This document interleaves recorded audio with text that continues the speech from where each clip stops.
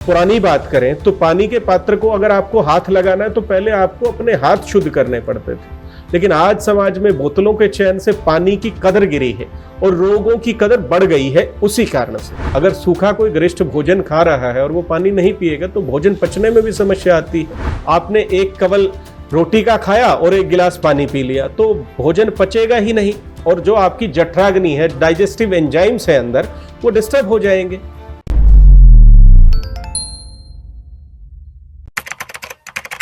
नमस्कार, D5 channel Hindi देख रहे दर्शकों का मैं वंदना स्वागत करती हूँ। आज हमारे स्टूडियो में हैं BA MS MD डॉक्टर, यानी कि हम जिन्हें कि वैद्य कहते हैं, वैद्य नवनीत भारद्वाज जी। नवनीत जी, आपका बहुत बहुत स्वागत है हमारे इस प्रोग्राम में।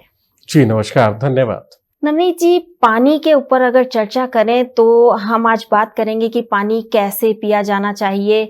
इसमें भी कई डॉक्टर्स का अलग अलग कहना है और कई इस बात पे भी अडिग रहते हैं कि पानी आपको सिंपल नहीं पीना चाहिए। तो इस विषय में आज हम आपसे बातचीत करेंगे। आप हमें ये बताइए कि पानी हमारे लिए कितना ज़रूरी है और क्या उसे पीने का कोई तरीका है या किस तरीके का पानी पिया जाए। पानी हमारे शरीर में इतना महत्व रखता है कि हमारे शरीर के अंदर 75% तो सिर्फ पानी ही होता है। तो आप समझ सकते हैं कि पानी कितना ज़रूरी है हमारे लिए।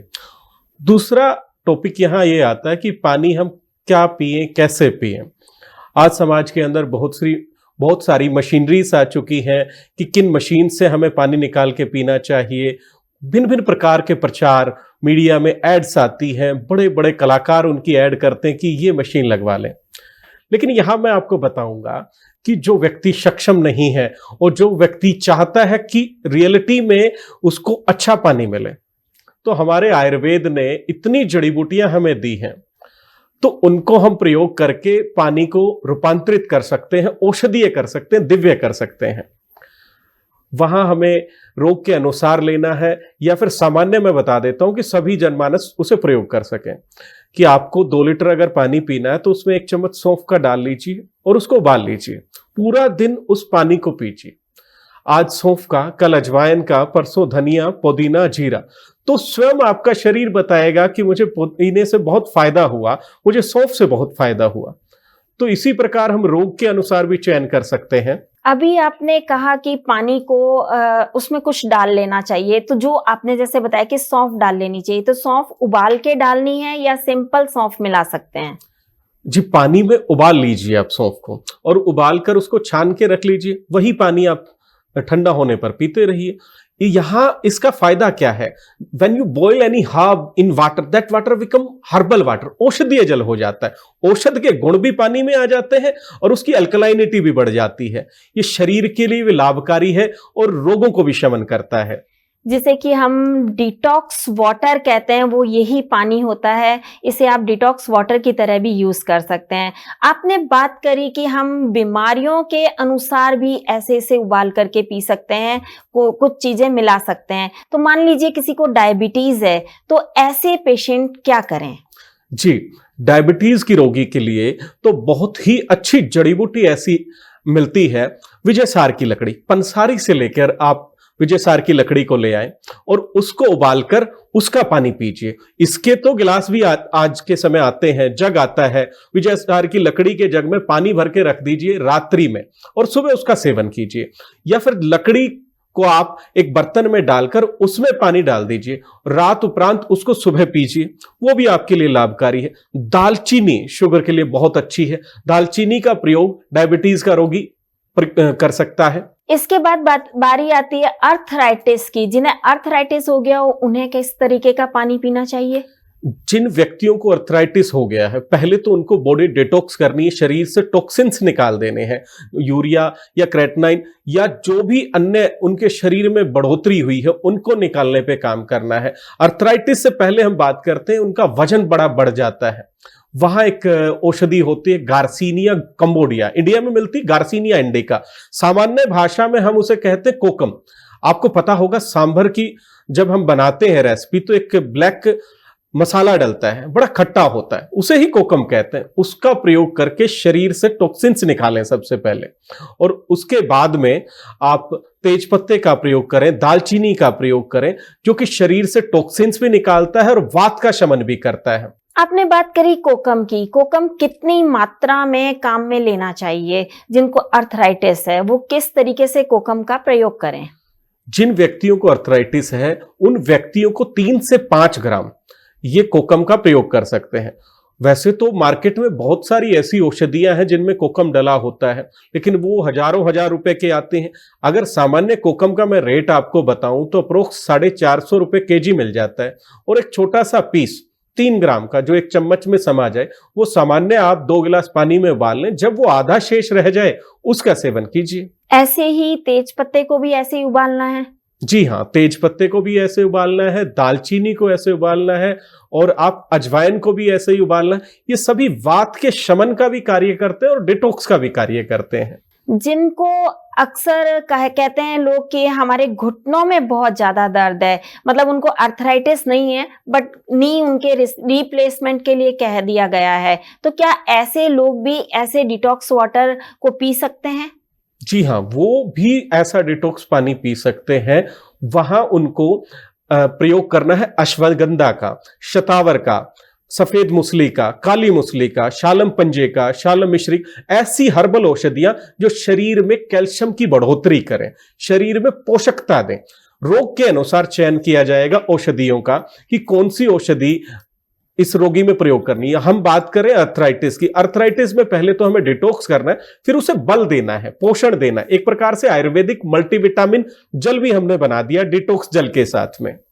जी, आप कह रहे हैं कि आपने मल्टीविटामिन जल बनाया, तो ये सारी जड़ी बूटियों के द्वारा ही बना हुआ है या इसमें कुछ और भी मिक्स करना है? ये सामान्य आप जड़ी बूटियों को जल में उबालकर यही प्रयोग करें। जी, इसके बाद बारी आती है यूरिक एसिड की। जिनका यूरिक एसिड बढ़ गया हो वो किस तरीके का डिटॉक्स वाटर पिएं? यूरिक एसिड जिन व्यक्तियों को बढ़ गया है उनको धनिये की चाय पीनी चाहिए। धनिया सूखा ले लीजिए और उसको 1.5 से 2 गिलास पानी में उबाल लीजिए। 3 ग्राम धनिया आपको लेना है, और जब वो आधा शेष रह जाए उसको सिप सिप करके पीजिए। ये उन व्यक्तियों के लिए बड़ा अच्छा और लाभकारी साबित होता है जिनका यूरिया और क्रेटिनिन बढ़ जाता है। जिन्हें सिर दर्द या माइग्रेन की प्रॉब्लम हो वो किस तरीके का डिटॉक्स वाटर पिए? जिनको सिर के दर्द की और माइग्रेन की प्रॉब्लम होती है उनको अश्वगंधा वाला जल पीना चाहिए। अश्वगंधा का जड़ी आता है, पाउडर नहीं लेना है। 3 से 5 ग्राम जड़ी लीजिए और कूट लीजिए, और कूटकर जल में उबालकर उसे छानकर पीजिए। उस जल से उनके माइंड को ताकत भी मिलेगी और दर्द में भी राहत मिलेगी। कई लोगों को कब्ज बहुत रहती है और भारत में तो बहुत ज्यादा लोगों को कब्ज रहती है, तो कब्ज के लिए कौन से वाटर का प्रयोग किया जा सकता है? कब्ज के लिए पहले तो अगर कोई व्यक्ति भरपूर मात्रा में जल लेता है, उचित मात्रा में जल लेता है, उसे कब्ज होता ही नहीं। अगर कब्ज हो भी रहा है तो उस व्यक्ति को हरित की हरड़ एक औषधि आती है, 20 से 50 रुपए की आपको बहुत सारी मिल जाएंगी। 250 ग्राम, 300 ग्राम, 500 ग्राम, स्थान अनुसार इसका अलग अलग रेट होता है। उसके 2 पीसेस कूटकर पानी में उबाल लीजिए। हरड़ की बात कर रहा हूं मैं। हरड़ को उबालकर और उसको छानकर पीजिए। ज्यादा ही समस्या है तो इसके साथ में बहेड़ा और आंवला भी उबालकर पी सकते हैं। जैसे हरड़, बहेड़ा, आंवला त्रिफला बनता है, इसकी साबुत जड़ी लेकर उसको उबालकर उसका रस पीजिए। मार्केट में उबले हुए जल ही आते हो जो आप कहते हो ना, ये सबरस मिल गया जी, 200 रुपए की बोतल है, 500 रुपए की बोतल। ये घर में प्रयोग करके आप बिल्कुल ठीक कर सकते हैं कब्ज को। कई बार एसिडिटी की प्रॉब्लम भी बहुत ज्यादा हो जाती है, तब ऐसे में क्या किया जाए? एसिडिटी के लिए सौंफ का पानी बहुत ही अच्छा और रामबाण नुस्खा है। सौंफ को उबाल लीजिए और उसको पूरा दिन आप पीजिए। पूरा दिन अगर आप सौंफ से बना हुआ पानी पिएंगे तो आपका पित्त शमन होगा, एसिड न्यूट्रलाइज हो जाएगा। आजकल सभी लीवर डिटॉक्स की बात बहुत ज्यादा करते हैं, तो लीवर को डिटॉक्स करने का सिंपल सा क्या तरीका है? लीवर को डिटॉक्स करने के लिए सबसे पहले तो आपको लेना चाहिए अजवाइन। अजवाइन, अब डिटॉक्स करने की बात आपने कही है, डिटॉक्स करना ही क्यों है? फैटी लीवर आपका हो गया है जी, उसको डिटॉक्स करना है तो अजवाइन का पानी फैट पे बड़ा अच्छा कार्य करता है। ये बात मैं आप सभी को बताना चाहूंगा। जब भी कोई माता गर्भवती होती है, कोई गर्भिणी स्त्री होती है, बच्चा पैदा हो जाता है उसके बाद लड्डू खिलाए जाते हैं, तो उस समय अजवाइन का पानी पिलाया जाता है, जो एक्स्ट्रा फैट वो ले रही है वो न्यूट्रलाइज हो जाए, निकल जाए। तो वही कॉन्सेप्ट, आप अगर अजवाइन का पानी अपने सामान्य जीवन में पीते हैं तो आपके लीवर का फैट डिसोल्व होकर निकल जाता है और आपका जो लीवर है डिटॉक्स हो जाता है। बात करते हैं किडनी की, तो किडनी जब अगर खराब हो जाती है तो उसमें रीजनरेट करने की क्षमता होती है, ये अक्सर डॉक्टर्स कहा करते हैं। तो क्या उसे भी डिटॉक्स करके ठीक किया जा सकता है? जी हाँ, किया जा सकता है, लेकिन उससे पहले आपके शरीर का पूर्ण रूप से शोधन करना अति आवश्यक है। विशेष अंग पे अगर कार्य करना है, अगर आप किसी शहर में रहते हैं, जब तक आप पूरे शहर को साफ ना कर दें तो एक कॉलोनी साफ नहीं होगी। पूरा शुद्धिकरण जरूरी होता है आपके शरीर का, तब जाके किडनी रिवाइव होती है। खाली अगर हम किडनी पे काम करें तो किडनी ठीक नहीं हो पाती है। ऐसे किडनी को डिटॉक्स करने का कोई तरीका या कौन सा ऐसा तरीका है जिससे किडनी डिटॉक्स की जा सकती है? किडनी को डिटॉक्स करने के लिए अपने आहार को शोधित करना बहुत जरूरी होता है, अपने जल को शोधित करना बहुत जरूरी होता है, और पंचकर्मा की क्रियाओं के माध्यम से आप किडनी को रिवाइव भी कर सकते हैं, लेकिन बशर्ते कि आप समय अनुसार उन चीजों का पालन कर लें और उन परहेजों को कर लें।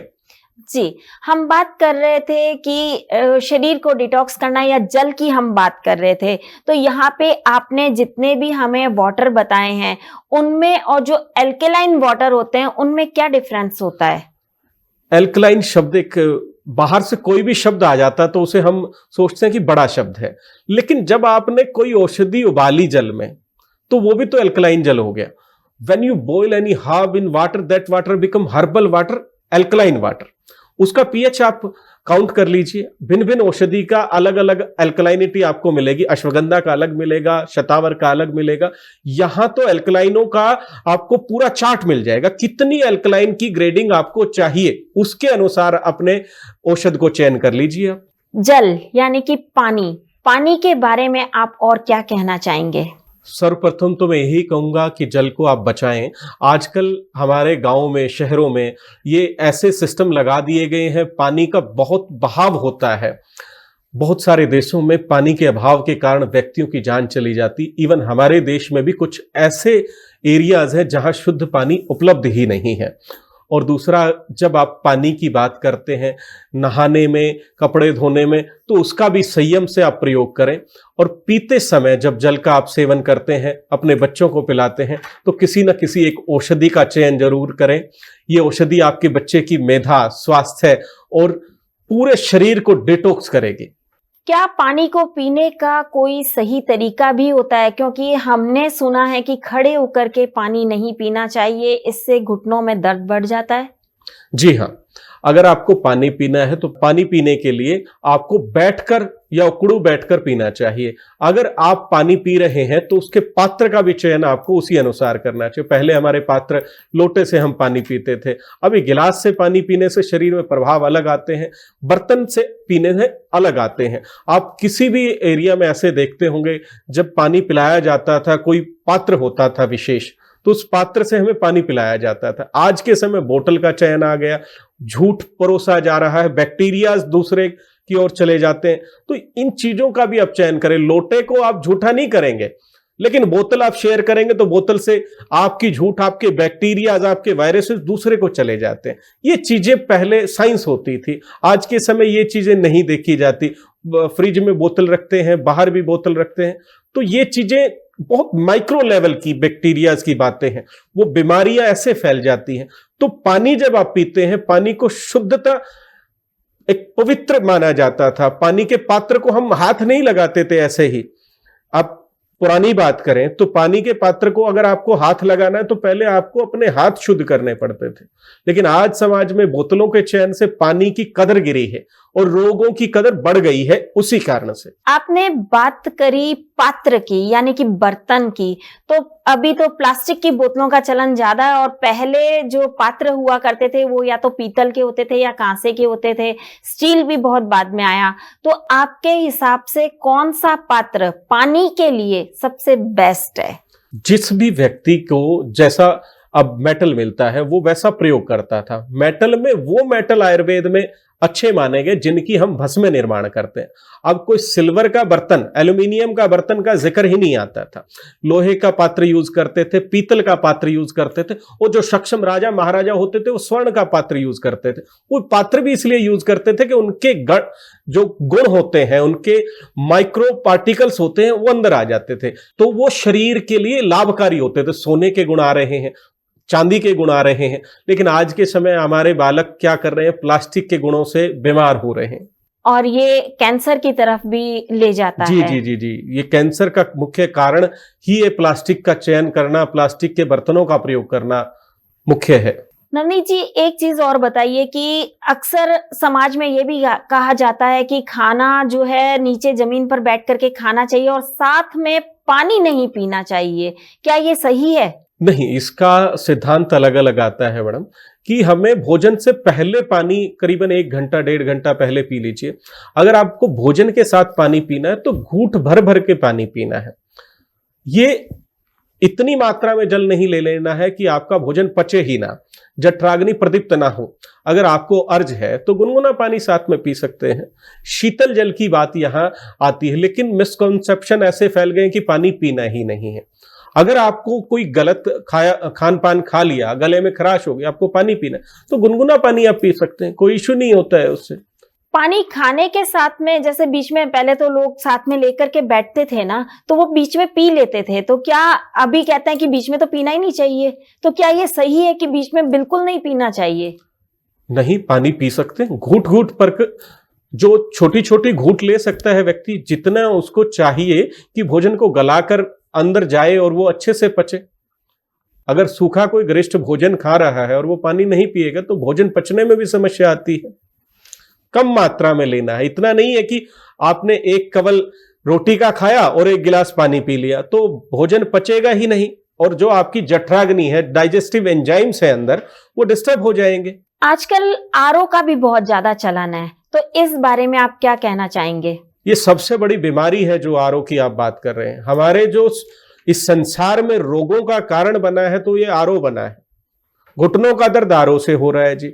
आपकी जितनी भी बीमारी, मैं इसका खंडन नहीं करता, जहां विशेष स्थान पे इसकी आवश्यकता है वहां प्रयोग करें, लेकिन देशों में, हमारे गांवों में जहां इतना अच्छा मीठा जल होता था वहां इसका प्रचार कर दिया जी आपको तो आरओ लगवाना ही पड़ेगा। सारे साल्ट्स निकाल दिए गए, सारे पोषक तत्व जल को निष्क्रिय कर दिया, निर्जीव कर दिया, और तब पिला रहे हो तो रोगी होगा ही हमारा भारत समाज।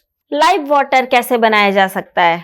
बहता हुआ जल, आप किसी भी, अगर आप 2 मटके लेते हैं, 2 मटकों में एक मशीन के माध्यम से पानी को चलाते रहते हैं और साथ में कुछ तांबे के बर्तन या तांबे का कोइन डाल सकते हैं, कुछ छोटे छोटे कंकर पत्थर, चारकोल डाल सकते हैं, पूरा उसका एक विस्तार में प्रोजेक्ट बनाया जाता है। और नहीं तो आपके नजदीक कोई भी नहर लगती है, उसके पास अक्सर एक नलका मिल जाता, उस पानी को आप लेके आए, वो भी एक प्रकार से लाइव है। या आप घर में ऐसा मशीन, ऐसा यंत्र बना सकते हैं जो चलता हुआ पानी है, वही लाइव वाटर। इन सब में से सबसे अच्छा पानी कौन सा होता है पीने के लिए? सबसे अच्छा पानी जो आपके गांव में मिलता है, जो आपके एरिया में मिलता है, वो आपके शरीर के अनुकूल है। अब आपके स्थान पर जो पानी है वो आपके शरीर के अनुसार है। अब भिन्न भिन्न एरियाज में आप जाते हैं और आप पानी वहां का लोकल पी लेते हो, आपका पेट भी खराब हो जाता है, कुछ भारी हो जाता है, कुछ समस्याएं। लेकिन ये बात तब मैं कहूंगा जब आपके एरिया में कोई फैक्ट्री ना हो, कोई प्रदूषण ना हो।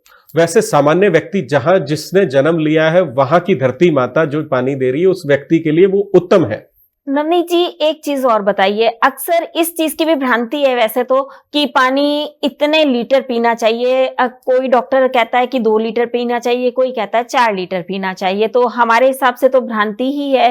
पानी वैसे पीना कितना चाहिए, आपका इस बारे में क्या ख्याल है? शरीरों को बिगाड़ दिया है मैडम। सभी व्यक्ति चाय पी लेते हैं, पानी की अर्ज कम हो जाती, कोल्ड ड्रिंक पी लेते हैं, कोई मादक पदार्थ पी लेते हैं, पानी की क्वांटिटी जो इनटेक की है वो कम हो जाती है। लेकिन व्यक्ति जितना भोजन खाता है उसको पचाने के लिए भी पानी की आवश्यकता पड़ती है।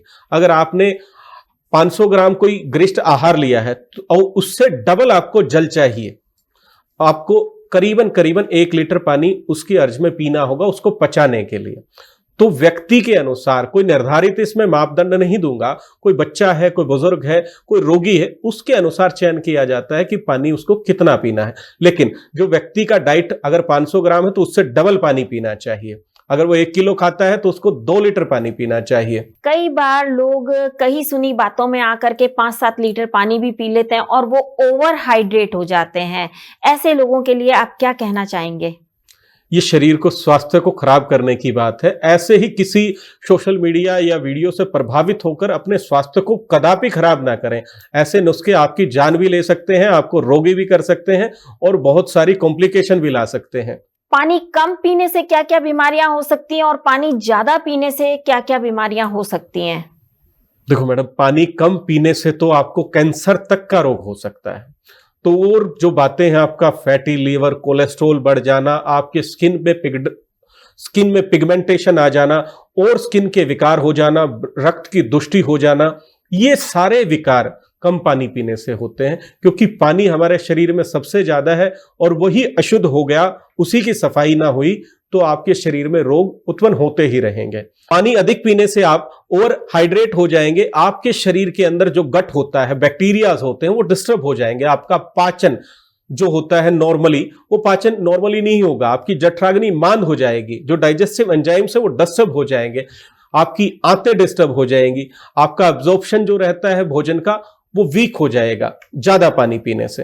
वैद्य नवनीत जी, आज आपने हमें बहुत ही महत्वपूर्ण बातें बताई और कई भ्रांतियों पर से पर्दा भी उठाया। आप हमें आगे भी इसी तरह और बातें बताते रहेंगे जो कि हमारे दर्शकों को बहुत पसंद आएंगी। आप यहाँ आए, आपका बहुत बहुत धन्यवाद।